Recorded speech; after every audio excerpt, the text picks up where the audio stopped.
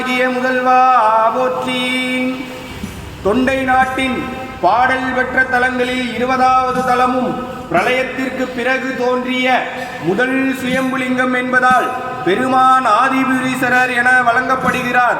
பிரளய நீரை ஒற்றி எடுத்ததாலும் வாசுகி பாம்பை தன்னுள் அடக்கி கொண்டதாலும் ஒற்றிக்கொண்டதால் ஒற்றீசர் உற்றிடம் கொண்ட பெருமான் படம்பக்க நாதேஸ்வரர் எனவும் தலத்திற்கும் இவ்வூருக்கும் ஒற்றியூர் என பெயர் வந்தது. அப்பர், சுந்தரர், சம்பந்தர் என மூவராலும் பாடல் பெற்ற தலம். சுந்தரர் சங்கிலி நாச்சியாரை திருமணம் செய்து கொண்ட சிறப்பை உடைய தலம். கலியநாயனார் அவதரித்த தலம்.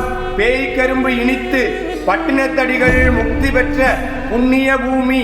இவ்வளவு சிறப்பை உடைய இந்த தலத்தில் பெருமான் புற்று வடிவில் சுயம்பு மூர்த்தியாக கவசம் சாற்றி அருள்பாலிக்கிறார்.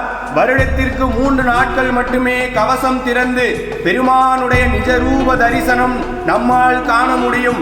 இந்த வருடம் வருகின்ற டிசம்பர் மாதம் 4ஆம் தேதி மாலை 6 மணி முதல் 6ஆம் தேதி இரவு வரை பக்தர்கள் தரிசனம் செய்யலாம்.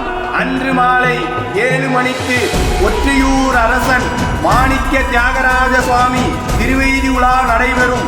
அனைவரும் கலந்து கொண்டு வடுவுடையம்பாள் உடனாகிய ஆதி புற்றிடம் கொண்ட பெருமான் திருவருளை பெற வேண்டுகிறோம்.